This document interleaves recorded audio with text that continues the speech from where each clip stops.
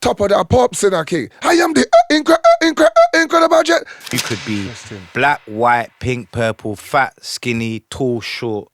Male, as long as you can murk on that mic, that is all that matters. I'm a bad man, you're not a bad man.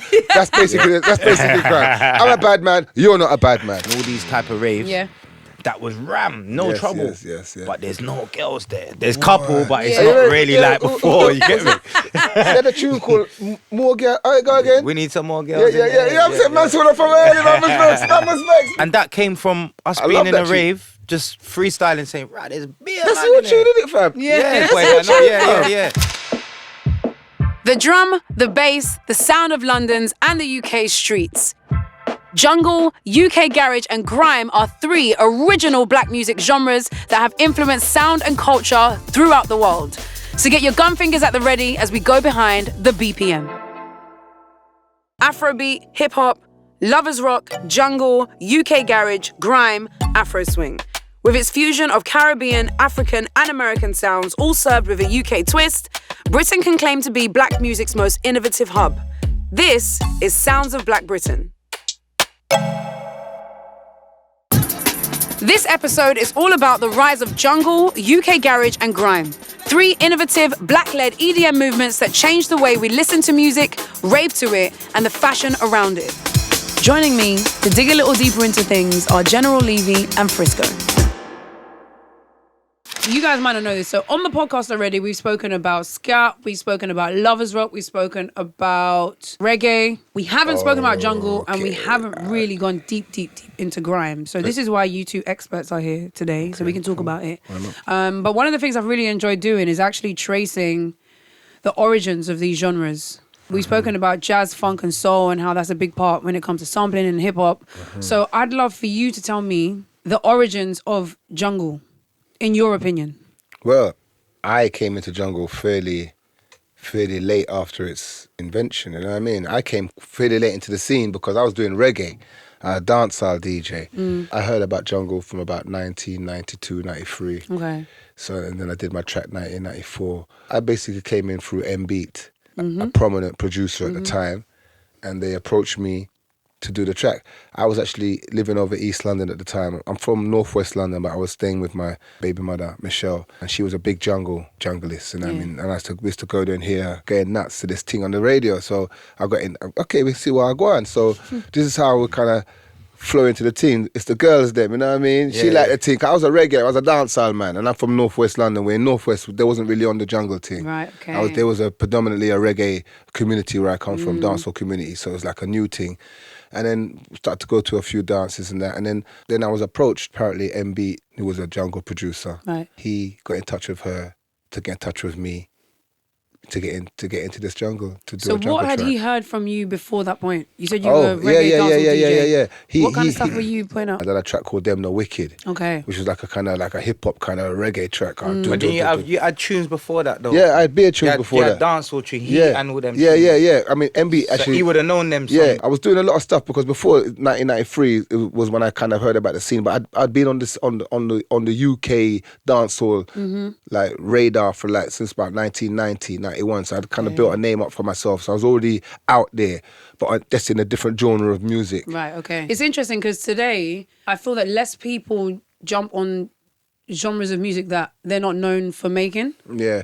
At that time, when he approached you, I didn't take it serious. I didn't look at jungle as nothing because I thought reggae is the it, dancehall is the thing. Yeah. I want to be the next Buju Banton. Right. I want to be the next Bounty. I want to be the next Beanie. That was my head. So when they approached me to do this track now, I was like, a dub. I'm like, okay, they got a little scene. It's like as if a man approached you and say, yo, I got a little techno sound and I want to do a quick techno thing. So, let me hear the beat. Yeah, I can ride that. And you jump on it. And next minute, that tune blows up. It was really organic. It wasn't done with any plan to say, on their part, I think they knew what they were doing. They knew that they needed this element because before I'd done that vocal, a lot of jungle tracks that were big were samples. A lot of Jamaican samples. So they didn't have... And you'd listen to those or you hadn't even listened to those? Yeah, because I'd heard them thing there because I went to one or two Astoria. I went to something, Jungle Mania. I went to, because I followed the girl, you know what I mean? She want to go out jungle. Me and my brethren scatter. We go with the girl. I deal with Trisha, me I deal with Michelle. You know what I mean? And go, and we are roll. every great story, But, as a woman, it starts it's the simple. girls, it's the women then. I just wanted to clarify. talk to a nice woman. Yeah, and man, here we we following. are. I'm following my brownie, my brownie. I mean, my brownie. Yeah. That time, hey, my brownie, Mishi. And so we went to, she took me to the jungle river.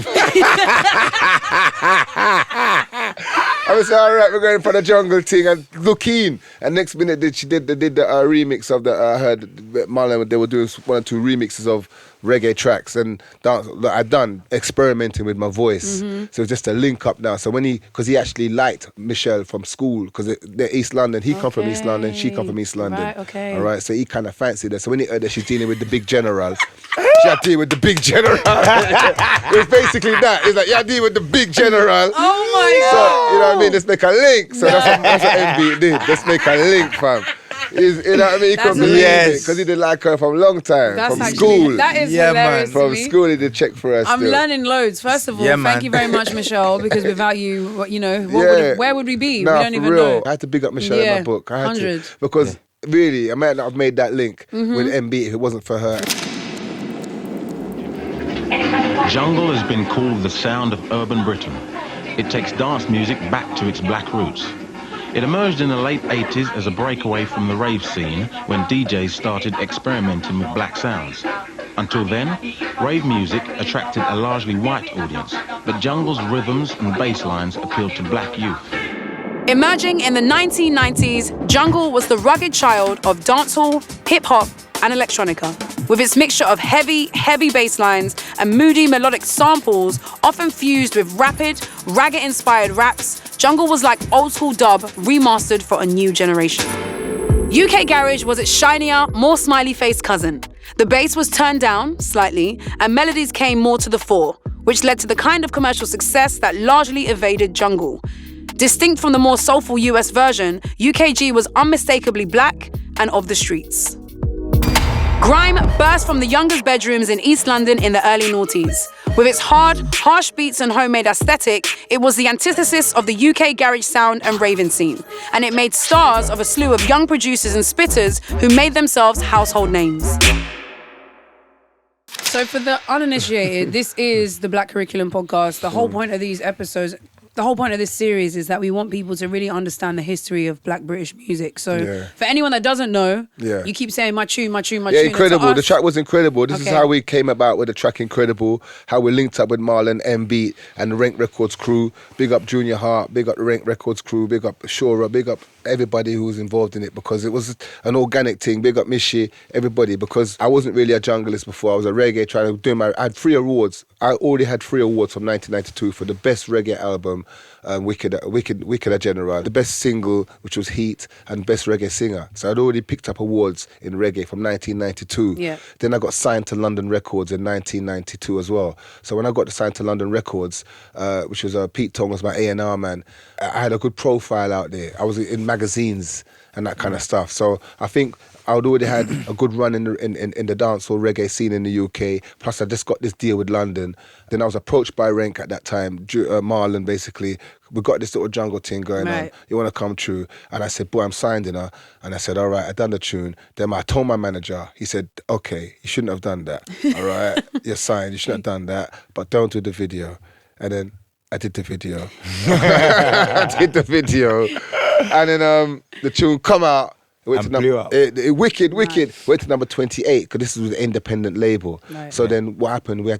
London Records saw the momentum because the streets were talking. We took it off the shelves. Right. They repackaged it, Right. re-released it. They went to number 8 Right. in the charts with the help of London Records. Yeah. London finally they did a deal with Rank. And they kind of sorted it out. And then I went and did Top of the Pops. And then that's how the track became a top 10. The first jungle track to go in the mainstream charts. 100%. Amazing. Incredible. Sick. I'm happy that you started with that, because a lot of people would argue that jungle is the first distinctly Black British original genre of music. Obviously it's always annoying when people are like, this was the first thing that was this and this was the... But for a lot of people, jungle was the first time something was truly British. Yeah, And it's yeah, interesting that yeah. now hearing you say there's been was. so many new genres in music, Yeah. but they never start with women. Well, exactly. But it's interesting. It's interesting that women were the reason that jungle. Of course, you know what I'm man. saying? You saying you went to the clubs for women. No one in Grime Land was saying, "Oh, I'm going to the club, the Grime club for Yeah. women." You know what I'm saying? Like that well. wasn't what it was. So it's interesting for me to Well, hear yeah, I mean- that is what was making women go to clubs, because I think after Yeah, that would have Jungle's been making garage, the right? girl. No, the girls were on the Jungle team. yeah. They But was it's a on the hype genre Jungle of team. music. They was on the Jungle team. It's hype. you know what I'm Yes, saying? man. I mean, I was following we followed the girl at that time. You know, Definitely the was. girl them said this thing I go on. We followed them. You know what I mean? And that's what happened. I mean, at that time, England had a Jamaican, the reggae music, had the hip hop, had the jazz funk, whatever, electro hip. But I mean, going on, but we didn't have nothing which was organically from the UK. Yes. So that's what it was. And even when I said that on a concert, it was misconstrued and misinterpreted by the media. I said that in front of like 2,000 people. All right, this is ours. We've created this. Finally, we found the music. But when people read it in a magazine, they turned the we into an I. Okay. So this is where the mix-up came, where people said, "What Levy said he created jungle. He said he invented it." I didn't say that. I said this is at Walthamstow Assembly Hall in June the 19th, 1994. I said this in front of 2,000 people. We finally found our lane. We found the lane. You know, we haven't got to be looking at hip hop and, you know what I mean, Jamaica. No disrespect, they were good vibes, but we've actually found our own little thing now. Yeah. You know, and that's all I was trying to say. I was happy. I couldn't believe how many people come out for this music. This is English. It's not hip hop, not a reggae concert. This is a jungle, and it was rap. People was at that concert from 3 o'clock in the afternoon. It didn't start till 7. They were camping out. It was like Woodstock. Right. It was like Woodstock concert, and it was bringing black and white people and Asian people, all different ages together. So I was just really shocked at the concert, at how many people was there and how beautiful it looked. Different colours, everybody was there. I was like, oh, we actually found it. We've created something here. But there was a journalist, a young guy, and the thing is, they said there's a little nerd-looking youth. You know, he was a youth. It didn't even look like he was this little skinny, you know what I mean, Caucasian youth. You know, he was just there, and he said, "Yeah, can I have a quick word with you?" So I'm doing a little rap for the face, and I'm gonna do a quick. I said, "All right, yeah, no problem. Come and go chat around the corner, man." So I go chat around the corner and say, "Yeah, man, you know what I mean? We've actually done it. We've actually, you know what I mean?" Da. And it's like he turned it all around, and it's like he made it look like I was saying it was me. You know what I mean? And I didn't say it was me. I'm not a producer. I don't play keyboard. I don't operate in a studio. I could never say me create. All I create is lyrics. If it's bars, that's me all day. But I would never say that I'm the king or I created anything. Yeah. You know what I mean? And this is what happened. And they went out there, and a few people got on board, a few of the connoisseurs and the influencers of the scene, and they went a bit nuts. And a lot of people who jumped on the wagon were people who wanted to get me out anyway, because with me out of the way, it makes it easier for them or their artists. So there's all different people who jumping on the bandwagon. Get some people who don't want to see it going too reggae-fied. That was quite a silent haters as well. The people who seen it too black. You know what I mean? Because man, the whole of them must spin them like a windmill, new talks. It's patois. You know what I mean? Top of the pops. That's like, how can I get a top tune singing like, booyaka, booyaka, when the general a pass, booyaka. Top of the pops in a king. I am the incredible jet. It's like, some people is like, no, English is going down the drain. The music's going down the... So a lot of people who's in England who would have been on that wagon like, come on, man, it's getting a bit too, you know what I mean? Getting a bit too jungle fever, you know what I mean? So there's a lot of reasons why they want to get me out of the way. You know what I mean? There's people who would like to be in my position. There's people who didn't want to see it was too black. There's people who just thought that, they believed that I said that I was the king or I invented it, who genuinely thought, who does he think he is? And it's all these people's on the wagon, and it's a heavy wagon. Well, from a person who was there at the beginning of jungle in terms of actually being present and making it and having a track now that still lives to this day as one of the biggest and best songs to come out of Britain. I feel weird calling you Frisco because it's just my brother. But Frisco, hi. It was weird talking to you. But I want to hear from you about living in that time and experiencing jungle as a listener and being someone who is one of the biggest MCs to live in this country now. What did that look like then to you? How I was introduced to jungle was my dad. My dad used to go jungle raves. Yeah. Yeah, he used to be a jungle raver. I used to know some of the DJs and the MCs. My dad's from Hackney. I'm from, in the mix. obviously, you know where I'm from. I'm from Tottenham. I grew up in Tottenham. Yeah. But I used to go to my dad's I get on the weekend. Yeah. So my dad used to have the tapes in his car, playing it on radio, Cool FM or whatever. Not. So that was my first intro into hearing something that weren't reggae or hip hop or R&B or revival, like the stuff that you used to hearing in your house. Studio One. So because I never heard jungle growing up. So you're going to your dad's house on the weekends. Yeah. And hearing Monday this mad Monday music, to Friday, hearing these Saturday, MCs going sick. I'm hearing Skibbity, Shabba, even General Levy's tune. I used to have it on a tape. Yeah. I used to have a D60 tape. It was just one song on the whole tape. Oh, what are you saying? You're laughing. No, it's real. Wait. One tune on the whole tape? The whole tape was just wicked. When it finished, the next one, the whole side. Flip it over. Flip it over. Yeah. The same thing, the whole tape, D60. Yeah. Remember that, yeah? Then I think the first time I went to a jungle rave was Cool School. Okay. Remember they used to do Cool School. It was like an under 18. They had the over 18s one, but they had the under 18s one. Cool School. What area was it in? It was in the first one I went to was in Springfield in Hackney. Okay. And then they moved it to EQ. It was called Powerhouse them times. Okay, Powerhouse. Where the club that Deja Vu used to be on top of? Yes. That club. That's where they moved it to. So that was my first introduction. And was this the only music you were listening to at the time? No, I was still listening to Bashment and But this is dancehall like and the that. music that you're listening to. This is Everybody in school had a this is a new thing that right now everything's to the side. This is what man's listening to. It was mad. Every man's coming into school with Walkman tapes, swapping tapes. Yeah. Like that was what the thing was for at least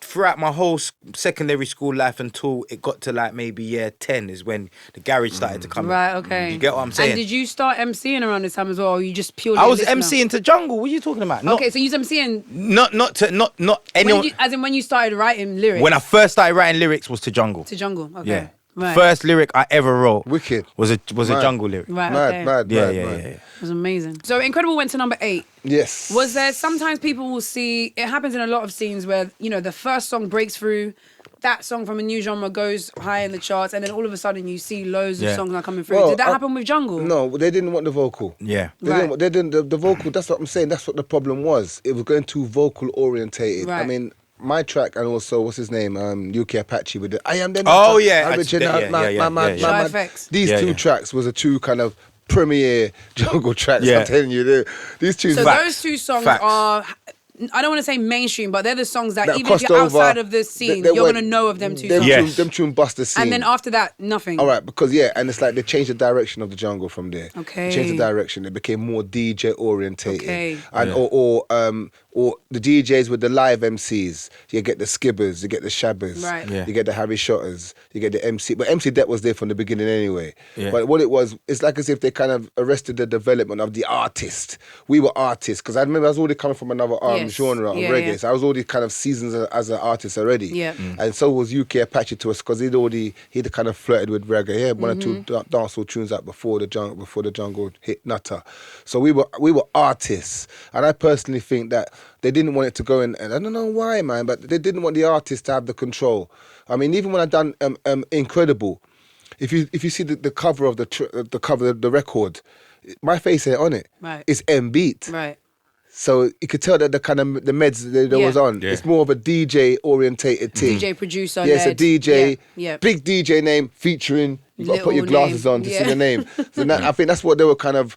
I don't know why they wanted to kind of go that way, but they kind of had it in that kind of direction. So that's why there wasn't more Incredibles. After we kind of broke through with the artist side of it, they took it They back. took it back and then kept it as the producers led. MCs. Fine, MCs okay. and, and these tapes went As viral. hosts, yeah. Because we wasn't out there doing shows, all right? Because of my little controversy thing, I wasn't able to be turning up at these raves with Skibber. Okay, And right. so a lot of these tapes, these classic tapes, all right? I'm in awe of these tapes because I was like, I wish I could have turned up, but I was on the blacklist them time there. I had the big tune, Incredible. It were playing the rave, all right? But to me physically be there, because of my little controversy, I wasn't able to be there. Fine, So okay. Skibber, and the thing about it is Skibber and even Heartless Crew, they used to listen to General Levy. So I'm the favorite MC. So people will be like going crazy for Heartless Crew and Bushkin and Skibber, but Skibber them know about the General. But this new public didn't know about the General. They know about the one tune, but they don't know how the story goes. Right. But Skibber them did know about the General and Harry Shot and all these empty. They know about me, but I wasn't there physically. Because even Bushkin tell me say, buy my whole album, Wickedness in Wicked General, and learn the whole album. Big up Bushkin. Because that make me know that the music did reach out to the youths them. You know what I mean? To him to buy my album and learn the whole album, that meant a lot to me because I respect Bushkin as a great artist. Yeah. But even Dizzy Rascal tell me that as well. Yeah. And even JME told me that I would never know what influence I've had. He said, you never know how much you've influenced. He said something like that to me quickly. There's a quick thing at one extra. Yeah. Like It's true though. He said you will never. He said you will never know how much you've influenced. And it must be, So big up I JME. can imagine a world where, is that one little thing that didn't happen that made the whole path of it go completely That way, another yeah, direction. yeah. Because you said, so UKG was when you was what, year 10?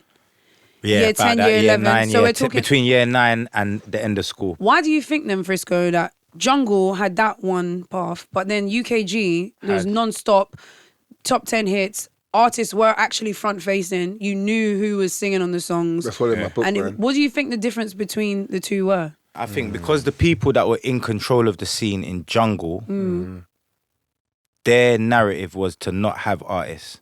The people that were in control of the scene in Garage Right. at the time, like when you started hearing the Click Flowers, and all them Speak type My of songs, Attitude, yeah, they were the people that were not Flowers, but like Master of Ceremonies. Master Ceremonies, Fine, they're like okay, yes, those yeah, type yeah. of tunes, Yes, like yeah. with PSG Yeah, and PSG. Creed and all those okay, guys. yeah. They were the actual guys that were maybe not them like individually, but they were they were the scene basically. Right. Do you get what I'm saying? Right. If you was to go to a house and garage rave at that time, you're gonna hear either CKP, you're gonna hear DT, you're gonna hear Creed. Those are the guys that you're gonna hear, and those are the guys that you were hearing on music. It was still not let the youth through. That's how Grime was born, because it was still, they still weren't, just the same way. Gatekeepers. They, interesting. Yeah, they didn't want the youth So you have- in the garage spitting what we was spitting about. So we had jungle music, And so then- it was and then- producers that didn't want artists to lead. Then you had And UK this Garage that had it carried artists, on. but they didn't want youth to lead. And then, so the youth said, cool, we're going to make grime music. Wow. So that's why Okay, so before you continue your Yeah. story, this is just for me. Yeah. Okay. What did grime not let people do? Grime never not let, and this is one of the things about Grime. Yeah. You could be Interesting. black, white, pink, purple, fat, skinny, tall, short. Male, As long as female. you can murk on that mic, Yeah. that is all that matters. Right, okay. Like in the room of radio, pirate radio, because that's where it starts. As long as you can stand up and say a lyric that everyone goes, blah, blah, Yeah. to, Could ride the rhythm. don't matter who you are, what you look Yeah, like, yeah. you're allowed here, you're welcome. Boom, I love that. Love that. That was one of the main elements appeals to to Grime. Grime. Yeah. So you said you started writing, your first lyrics that you ever wrote were over jungle. Yeah. So what happened when UKG started coming in? What were you doing? UKG, I was going to, so at this time I would have been going to like, more like when I'd left school, I started going to like garage raves and that. Yeah. So I was more going to the garage raves. Don't get me wrong, I started going on radio around that time, like on Freak FM. Yeah. So I was with Scotty B, and I would have been MCing to garage, but at that time I used to like the two-step, the more harder garage. Right. Like the dum dum dum dum Yeah, like yeah, them yeah, type yeah, of garage yeah, I used to yeah. like. I never really, I didn't mind the 4 to the floor stuff, but the two-step was my thing. Yeah, man, 'cause that's straight got in, the yeah, skip yeah, on yeah, it, and yeah, yeah. that's where the MCing Yeah, man, you can part ride the comes rhythm. in. The rhythm Yeah, can like bubble. the 4 to the floor part, you can't really, you can, It's, but it's dancey. it's not really It's for too me. technical for lyrics. It's Yeah, too technical, yeah. man. You know what I mean? It's too technical. dancey. But the Straight you know what I'm bars, saying? The yeah. two-step thing, you Yeah. can more bars to. So that was my more side of garage that I used to like. okay. Then like Wiley started he was making garage, but his garage used to sound a little bit more dark. Right. And a little bit more like, Grimy. yo. Grime, Yeah. So they were the first parts of, even So Solid, like a lot of Yeah, So Solid songs yeah. For real. are Grime. When Yeah. you when you Grime, go yeah. back Yeah, and yeah. listen to it now, Yeah. I think So Solid I think at the credited time to they that. were making it, obviously, we didn't know what was going on. So Exactly. we put it in garage. Yeah. It was a But- branch yeah. off. So Yeah. Solid, Heartless Crew, and Pay As You Go were the first of the young generation to come into UK music. Because of the gate. Do you get what I'm saying? Because of the gatekeepers. Right. So they were actually trying to do garage. Yeah, they were actually trying to. Grime wasn't even planned. No. You get what I'm saying? They were trying to do garage and made grime. Come out different. Because they're making beats for man to spit about what's going on the streets. Yeah. So there has to be an element that it has to be allowed for. Exactly. And I think that garage got too prettied up. I think the mainstream took hold of garage like lot of like Mystique and those kind of bands. Yeah. And Craig David. But what I will say, sorry to cut you, what I will say is garage had always kind of been glossy and shirts. And I was just going to say that because I know we're talking about the political sort of industry side of it, but I do want to just touch on parties because I was now at the point where I'm young enough to see people going to parties, but I wasn't old enough to get into the parties. But for me, that's something to this day that I always credit to the garage scene. No, is that definitely. people made an effort It was to get dressed up and go out. Because what we're doing, 100%. all right, is taking it step by step. After the jungle scene, all right, there was a little infighting with them as well. And jungle got deep. I mean, dark. It got dark. Drum and bass. It got dark with the Andy C's. Okay, and that kind of time towards 97, all right, where it stopped.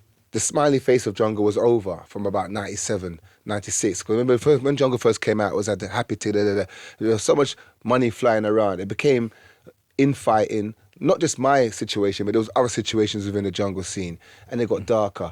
I think when the Goldie came in and them guys came in, jungle went on a kind of spooky kind of direction. I don't know. To me, anyway, it wasn't really happy anymore. All right, I thought. Are you speaking about the sound or the people? Just the vibe. The vibe of jungle was moody. It was like jungle was aggressive. It was like before, like 94, 95.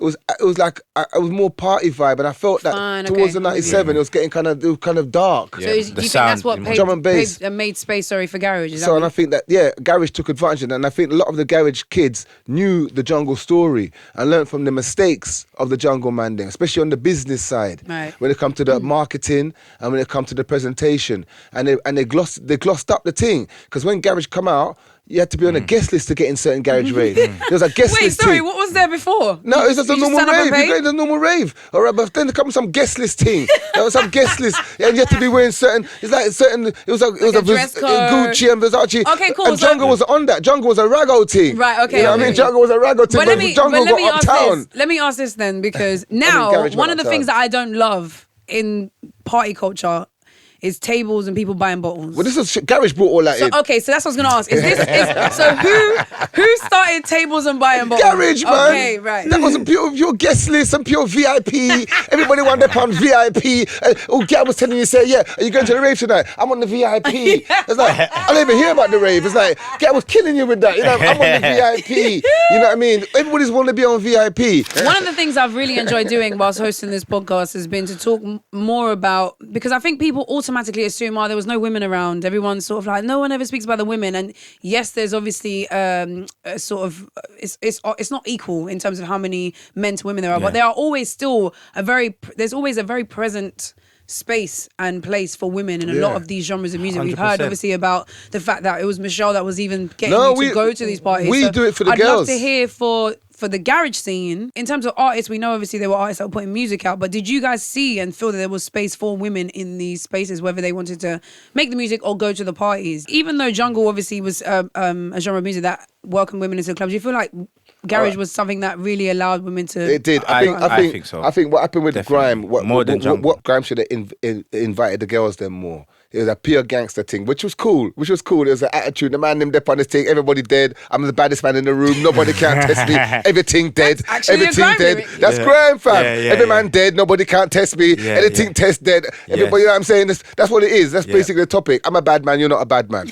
That's basically Grime. I'm a bad man. You're not a bad man. That's the bit. And I think if they did at that time, definitely. If they come with other topics, two gal lyrics, squeeze into. But you know what? But the thing is, do you know the wickedest thing? When Grime first started, there was quite a few girl artists. I didn't know any female jungle MCs. I didn't know one. The only female I knew was DJ Rap. They didn't get a chance to grow as artists. Then I didn't know. Yeah, it's true. It's true. To this day, I don't know one female jungle MC. I'm not saying that there ain't none. Yeah, but just in terms they wouldn't. of, So then when you had Garage and you heard Miss Dynamite and Distortion, all these people, I was like, oh, like, so when you say I totally agree with that. Because that was the first UK music that I started hearing. Yeah, female artists. I knew that there was female DJs. But the artists, for me, started with Garage. Yeah. And then by the time Grime started, you had Shiesty, Fury, No Lane. There was a few. Man. There was a few. Lioness. There was Grime. There was some wicked Grime girl, and they were hard. Yes. There was. I used to watch them on the thing, there, man, on Channel U and the thing there. There was some girl. They was scary, fam. There was some girls that go hard on the thing.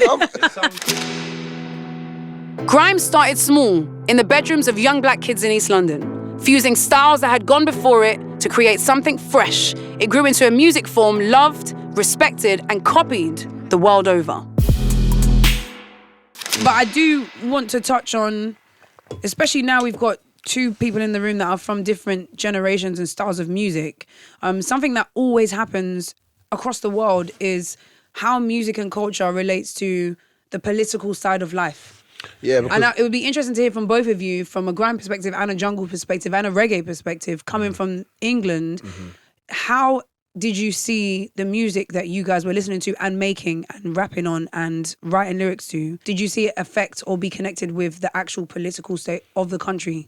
Well, I came into the music, right, at a time when there was Brixton riots and Notting Hill riots, and there was a lot of racial tension and a lot of sus law where the police could stop you at any time and search you. Right. So the kids were very vexed and very. There was a lot of. It was about to boil, a boiling point basically. Right. So the music was a part where we could express. We can get certain teachings and messages in the music to make us even sometimes to cool our spirit down. Sometime or to express what we're feeling. Right. And other people understand what we're feeling. So the music was like a way of not being violent, being musical. If you've got something to say it in music. So the music, reggae music for me was that kind of platform. Right. So that's what I've always agreed with reggae. It's a way that you can have a social view. You can have a social, something what's going on right now. If you don't agree with it, you can write about it. And that's what I liked about reggae. In jungle, it didn't give me so much of that chance because jungle's more of a hype and a vibes. I would say jungle and garage didn't really have, that element to it. They were more sort of entertaining. But then grime, I feel like just literally by design of what it is a political genre of music. And that is probably maybe one of the reasons why the gatekeepers didn't really want to let it in, because it was a bit too risky, it was a bit too raw. Do you get what I'm saying? Like, we're talking about stuff that's going on today in the road. Like, the man them are talking about pina colada, ice cream shaker. Like, them lyrics were sick. Yeah. But they were hosty lyrics. No one was talking about no one was talking about real life. Social issues. You get what I'm saying? So that's where we came in. And then to add to that, it didn't feel right spitting about or MCing about real stuff that's going on over some happy garage beat. You needed something. Yes. Even Wookie, I would say, Wookie had a hand in starting grime, because Wookie, some of Wookie's songs. Yes. Dung dung dung dung dung dung dung. They were the songs we wanted to spit on. It was like vibes, man. One of the reasons why Wookie is still one of the greatest producers of all time is because he's one of the few producers that talks through his production. Is that he doesn't have to say lyrics. It's clear. I can hear clear through the music what he's saying. I'm so glad you brought him up, Frisco, because the garage into grime, whatever that's called, that sort of transition between, he sits in the center of that. Yeah, 100%. That's so true. His name has to be mentioned. Yeah. Along with, because that's why I say it's not one person that start grime. Yes, Wiley can be, it was the person that spearheaded it and was the face of to say that actually this is our sound. He was the first person to say, right, this is our thing. But this other man, and even when he said that, it wasn't even called grime then. You know what I'm saying? He was calling it Esky beat. And there was a couple other names flying around. Grime came into it maybe a year or two in. It was the media that started calling it grime. You know what I'm saying? As they do. Wookie, even Sticky had one and two. Sticky had 1 and 2 beats that they were when you kinda- listen to it yeah, now, it's true. it was grime. Yeah. It's true. When you that's listen to it true. now. It's true. Maybe it's then true. you wouldn't have said because he might have had I don't know, someone singing over it. With grime being that thing where it is a collection of loads of different things. Politics, yes. Clashing. Yeah. Again, this goes back to us saying that it held the weight of so many different things that came before it. Do you think grime would be what it is now if the clashing didn't happen, if people just made Definitely not. songs? Definitely not. It would be different. I'm not saying that it wouldn't be anything, but it would be different. So the clashing part of grime comes from dancehall. And not just the clashing, the live stage show element to how we perform, especially in the early days, came from dancehall. Yeah. It's interesting though, us talking about there being space for women in these genres. We saw women MCing on grime. I rarely saw women clashing though. I rarely saw Yeah. women MCs in clashes. I don't know why that was the reason. There's no one here to ask, but I wonder what the reason was that felt like a space where, or maybe there just weren't enough MCs to go against each other. Because I'm sure you can answer, because as a MC, as a male MC, would you have felt comfortable clashing a woman? No way. It's No weird to think about, way. isn't it? You've won. You win. I'm not going to say a word, you've won. Yeah, you win. I can't be doing that with. But I do, a part of me is, No. and you can speak to maybe in the jungle scene. I know we said that there weren't many women, but I feel like, They were skanking. They were on the dance floor. yeah, but That's I what feel it like was. there being space for women to come on and do exactly what the men were doing would have changed the root of grime as well. Imagine we got legendary clashes now that people will speak about to the end of time, but imagine there was one that had women in it. That would be insane. Grime went quiet for a bit, and then it phased out, and then you started getting Fabric and Forward and all these type of raves. Yeah. That was ram, no Yes, trouble. yes. But there's no girls there. There's couple, but it's Yeah. not really like before. You get me? They had a tune called More Girl. All right, go again. We need some more girls. Yeah. I'm saying, man, saw that from early. Man was vexed. Man on the team, man was like, hey. But all the girl in They there, man made a was- tune asking for the girls to you know come what I back. mean? From early, fam. Some of them came back though. Yeah, they did. Came back. Some of them came back. Women love that tune. That's a big tune, fam. Women of love them that came tune. back. Come on, you called for the girl to Yeah, come, no, fam. shouts You're to women, genius. no, because women love that tune. And that came from us I being love in a that tune. rave, just freestyling, saying, right, there's beer. That's man your in tune, there." isn't it, fam? Yeah, That's boy, your I know. tune, Yeah. fam. That's Yeah. gold right there, 100%. fam. Love that. Love them bars there, fam. One of the things that I learned whilst hosting this podcast was how, so Omar, who made There's Nothing Like This, Yeah. he was talking about how pirate radio was the reason that song Yeah, man. became what it was. It was. Which was news to me because pirate radio mad. was always an electronic You need to hear space. I thought pirate radio was for electronic music, drum and bass, grime, etc. But to hear that pirate radio has been Fam, let me instrumental tell you, in Black British music No. for Listen, soul let me tell you days. something. Yeah. Really I blow my mentioned this mind. in my book, fam. Station FM I and talk all these about type of- this in my book. Pirate radio was originally the black music station. Right. When you want to hear reggae, ska, lovers rock revival, even some hip hop or some soul or some rare groove as Right. well. Yeah. Right. You see, pirate radio, especially when we first started going on pirate radio, that's what you was writing lyrics for. I wasn't writing lyrics for For a songs. song. I was writing lyrics to go on radio. Like, if you get onto radio, that was like being playlisted now. Of course it was. Yeah. Big thing. Like, it You're was even famous. more than me. Like, if you get on radio, them times there, like, you've made it basically. Yeah. Yeah, man. Like, that's what you want to do is get on radio. Yeah, man. Like, if you could even go to the studio and even see someone like Skibber or whoever, you probably lose yourself. You know what I'm saying? Yeah. Like, pirate radio was everything Ultimate. them times. And you tape it as well. Everything. If you go on the radio, you got about 20 people out there taping it, you know.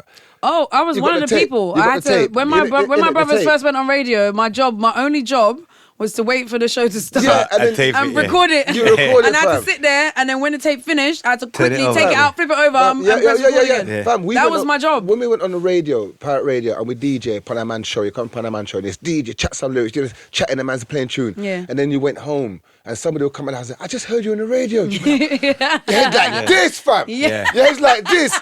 And remember, radio at that time was way more popular than it is now. Yeah, and Frisco, I'd like to hear from you as someone who started writing lyrics on jungle music and now lives in a time where there are so many businesses, projects, people, entrepreneurs, the amount of success that the UK has seen from people that came from grime. I know it's a boring question, but did you think that was possible? And how does that make you feel? It sounds like such a boring question, but I just want to hear from someone who really understood that something happened by accident. It was all having a bit of fun. And now we have millionaires off of the back of that accident. What does that feel like, and did you think it was possible? I don't think I even thought about if it was possible or not, because I couldn't see some of the things that people from the scene have achieved. I didn't even see it, much less think it. Right. I couldn't see it. Yeah. Remember when I first started, I couldn't even see a career in this. Remember, like, we was just, like I said, trying to get on pirate radio, paying money to get on subs. Like, I'm paying money to do this, whereas when you're starting, you're trying to make money. But over time, I think once I saw the international appeal, that is when I started believing, like, and not because I didn't believe in what we had. I just thought this was a UK Europe thing. Do you get what I'm saying? I knew that they got it in Europe because we'd been doing shows in Europe. Yeah. So I get it. Even though a lot of them didn't understand it, the Americans are hearing it, the Jamaicans are hearing it, like people in Canada are hearing it, man. Australia. There's big talk. Like, a lot of my, I think my third highest fan base is in Australia. All them Do you ones. get what I'm saying? It's so big. it's I'm not just talking about America. I'm not just talking about. I'm talking about the rest of the world. the rest of the world. Yeah, like, yeah. and when I see that, like places that can't even just about talk English, Innit? like Big fans. are big. Not just listen to it, they actually They feel follow it. man. They follow Do you get what I'm saying? Australia. Religiously. There's a wealth of knowledge that your generation has that when it's used correctly in the way that you use it, you know, the possibilities and the routes for success are so broad because you are able to that. I was looking at some of the names here that we've got from Lord of the Mics, which was a pioneering DVD series. It's a TV show.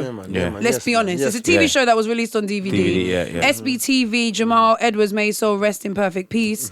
Someone who picked up a camera and documented something that he just thought was cool. It's all these different things. Having a knowledge of what came before you, if you use it correctly, it allows you to create and to go further than you know, the rest of this year. People talk about drill a lot, and I'd love to hear both of your opinions on drill music because it is unique in that it started on the internet. I don't know any genres that have done that. I think our lifetimes are almost like an experimental journey because a lot of the things that we see are the first time we've seen them. But it's interesting. I wonder, from your perspective as people that have been in music for long enough, how do you think you would be if you started as an MC now on drill?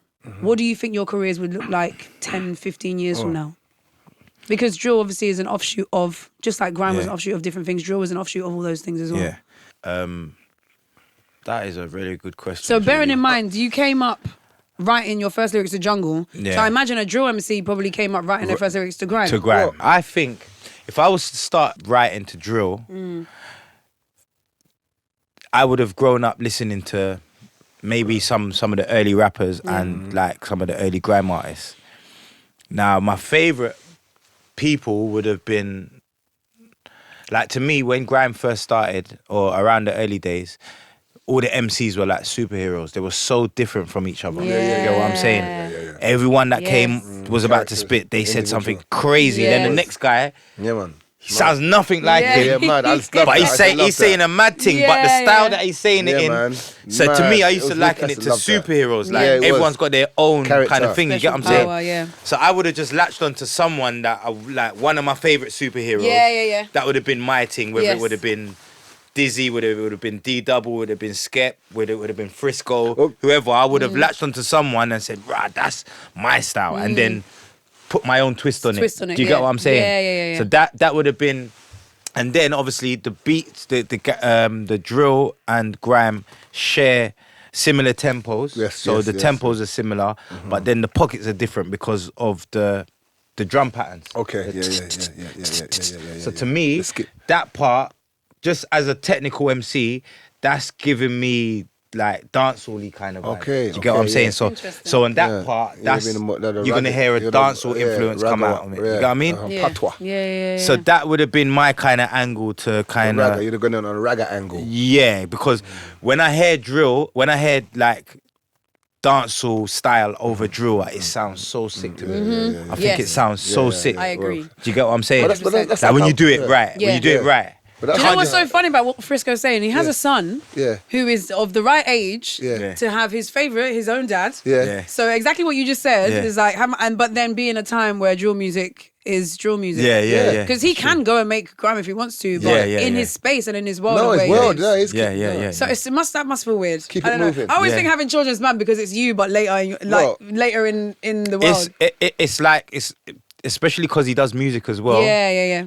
Like I got a song on my latest project, on my EP, the Tottenham EP called Peanut Punch, and this is the first time me and him's done music together.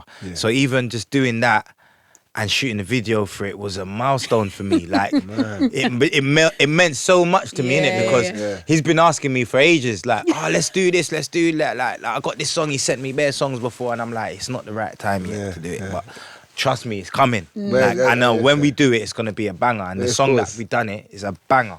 Like that's one of my favorite songs to perform today. Hey, let's wrap up with a question that's impossible to answer, but I like asking impossible questions. We'll go jungle, UK garage, or grime. You can pick a song from any of those three genres. But what I love to do is to give people, after listening to this podcast, taking in all this information, that's a lot of it's probably new to them, give them a song that speaks to what we've been talking about.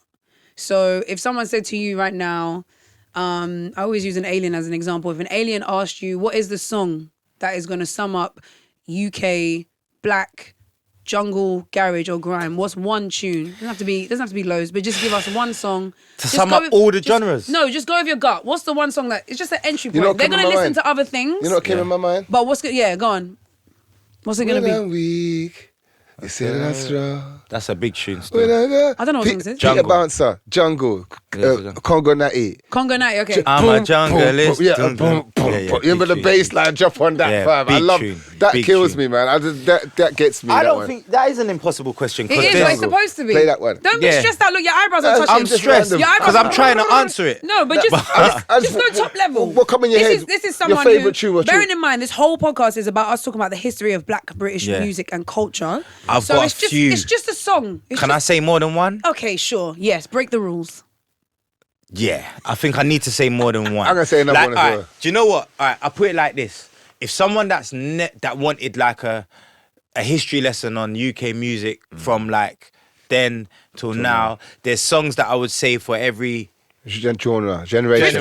Frisco, hello? Just give me the Just one song. song. Look, see, he's trying to reason.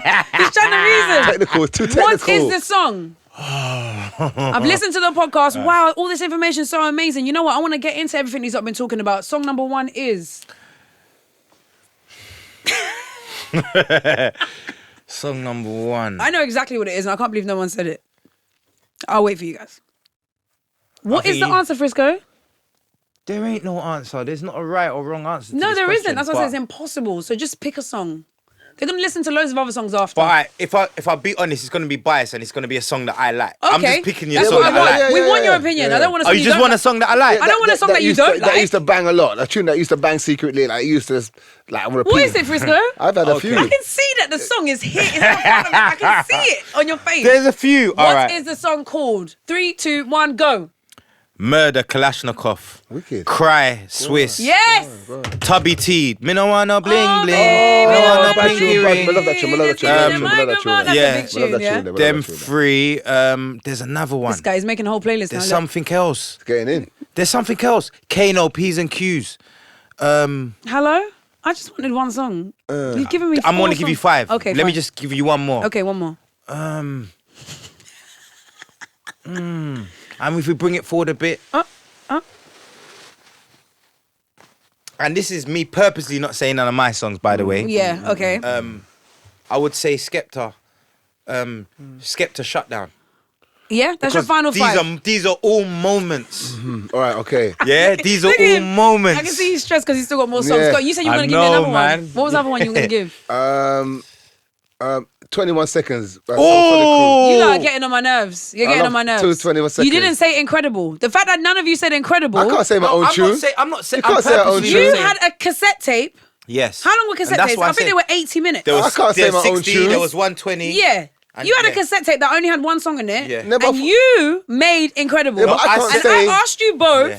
for a Yeah. song, and none of you said incredible. But I can't say No. my own tune. I was Incredible. thinking it. No. I was thinking it. Oh, you thinking it? Yeah, I was thinking Okay, about I believe that. you were No, thinking it. Yeah, I was actually thinking it. Incredible. 100. There's no. It's too late now. It's too late. doubt. It's too But late, it's too late. listen. I purposely didn't say one of mine or one of General No, Levy's we didn't songs. say that. We sure. didn't I was want to be. Okay, well, I'm I'm saying. thinking about everything that we found. Okay, sure. I'm saying incredible by General thank you, Levy. No, darling. 100%. Bless you. Thank you. I can't argue If someone's with that. starting out, you're gonna go and you're gonna find. Oh, all the- see, you know you're what I'm saying? changing it now. No, I'm changing it. I said if an alien comes down, they're gonna listen to the You said podcast. alien? Yeah. Yeah. I She said alien? I said if an alien comes down, doesn't Did know. you? Know anything, yeah. Yes. I didn't hear that part. But After there's a few this back- podcast, Yeah. the Yeah, that first song part. that anyone should listen to is "Incredible" by General Levy. Yeah, It incredible. was earlier. And then 21. and no, after incredible. They should listen to original Original Nutter. Nutter. Yeah. Yes. Yeah, and then I go agree. from there. And then go from there. Then tell Dizzy, Spotify to do the thing that it does, where it just that picks Tubbs, picks the songs. that Dizzy tune. That Tubby song as well. I Love You was a bad tune. Yeah. Dizzy did bust up the place. Then you get Just Screechy, Walk and Skank. You know about that tune there? No. No, it, Oh but my it sounds hard. God, man. Sounds It mad. sounds Just hard, innit? Screechy. The way you said it as well. Walk and skank. The beat drop though with Black and Dread and Cox, No, and the let way me they listen done to that it. tune when it dropped, when the bass drop. Yeah, I'm saying. Ding, Yeah. ding, ding, ding, ding. Tunes don't drop Hey, no there more. ya, ba there ya, ba wa da da da, hey, ba there ya, ba there ya, ba wa da da da, hey ya. Walk and Yeah. Skank come and say, Oh, is that the tune? Yeah, Okay.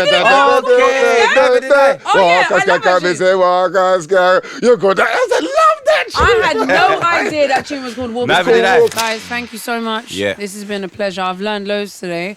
I always feel like when it comes to the grime topic, I know everything, but I don't know everything. So thank you both. Now, big up Frisco, man. He's an Big up artist the that I general. respect, man. I respect this artist at Frisco, man. This is one of my first and biggest inspirations into wanting to write lyrics. So big up the Wow, general. man. Amazing. You get me? Thank Thank you, guys. my Yeah. pleasure, man. Respect for that. The rise of jungle, UK garage and grime is a tale of a community that was black, British and proud. Rather than looking backwards towards their parents' or grandparents' homelands, nor perceiving America as some form of black mecca, this era showed the innovation of black artists to create something distinctly for, from and of the UK.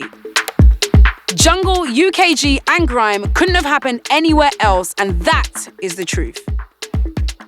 This podcast series is brought to you by the Black Curriculum, and next we'll be joined by the founder, Lavinia, alongside their comms manager, Addy, to recap on the season and find out more on why they wanted to create this podcast series. I have learned so much during all of these conversations with our amazing guests. I hope you guys have too. Until next time, I am Julie Adenuga. Thank you so much for listening. The Sounds of Black Britain podcast is brought to you by the Black Curriculum and produced by Unedited. Presented by me, Julie Adenuga. Our executive producer is Andrew Spence. The series producer is Sifa Inchi. Our assistant producers are Akeem Moore-Nickel and Buki Fadipe. This episode was filmed by JJ Gemio. The series is written by Drew Christie. Our sound designer is Tony Onuchukwu.